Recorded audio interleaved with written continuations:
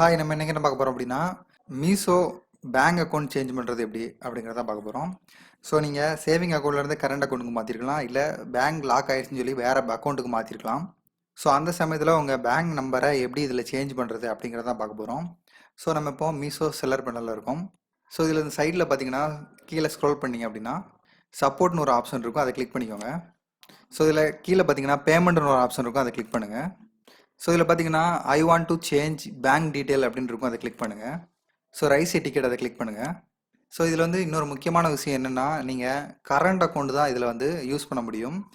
So அமேசானை பொறுத்த வரைக்கும் saving account use பண்ணிக்கலாம், ஃப்ளிப்கார்ட்டும் மீஷோவும் பொறுத்த வரைக்கும் நீங்கள் கரண்ட் அக்கௌண்ட் தான் யூஸ் பண்ண முடியும்.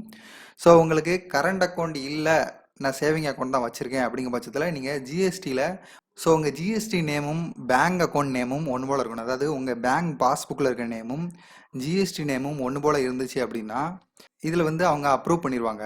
ஸோ இல்லாத பட்சத்தில் உங்கள் பேங்க் அக்கௌண்ட்லேயும் ஜிஎஸ்டிலையும் வேறு வேறு நேம் இருந்துச்சு அப்படின்னா அவங்க அப்ரூவ் பண்ண மாட்டாங்க. ஸோ கம்பல்சரியாக கரண்ட் அக்கௌண்ட் தான் வேணும்னு இல்லை, நீங்கள் ஜிஎஸ்டியில் இருக்க நேமையும் பேங்க் பாஸ்புக்கில் இருக்கிற நேமையும் வச்சு தான் வெரிஃபை பண்ணுறாங்க. ஸோ அது ரெண்டு நேமும் மேட்சாக இருந்தாலே உங்களுக்கு பேங்க் அக்கௌண்ட் ஓகே ஆயிரும். ஸோ கரண்ட் அக்கௌண்ட்டில் தான் அப்படி இருக்கும், அதாவது நீங்கள் ஜிஎஸ்டி வச்சு தான் கரண்ட் அக்கௌண்ட் எடுப்பீங்க. ஸோ அந்த கம்பெனி பேரில் தான் உங்களுக்கு பாஸ்புக் தருவாங்க. ஸோ அதனால வந்து கரண்ட் அக்கௌண்ட்டில் தான் அந்த மாதிரி இருக்கும். ஸோ அதனால் நீங்கள் ஜிஎஸ்டியில் உங்கள் நேம்லேயே எடுக்கிறது வந்து பெஸ்ட்டு. ஸோ அது மட்டும் இல்லாமல் இப்போ நீங்கள் வந்து ஜிஎஸ்டி எடுத்துட்டீங்க அப்படின்னா கூட நீங்கள் உங்கள் நேமுக்கு அந்த ஜிஎஸ்டியை மாற்றிக்கலாம், அதாவது ஜிஎஸ்டி நேமை நீங்கள் தாராளமாக மாற்றிக்கலாம். ஸோ உங்களுக்கு எப்படி வசதியோ அதை பண்ணிக்கோங்க.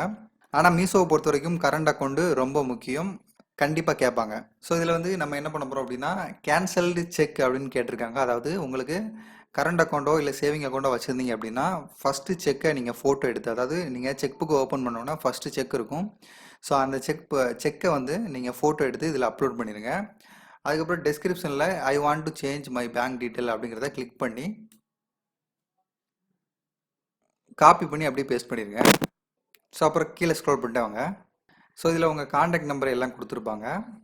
டெஸ்கிரிப்ஷனை நீங்கள் கொடுத்துட்டு நீங்கள் சப்மிட் கொடுத்துட்டீங்க அப்படின்னா உங்களுக்கு டிக்கெட் ரைஸ் ஆயிரும். ஸோ ஆட்டோமேட்டிக்காக உங்களுக்கு சேஞ்ச் பண்ணி கொடுத்துருவாங்க.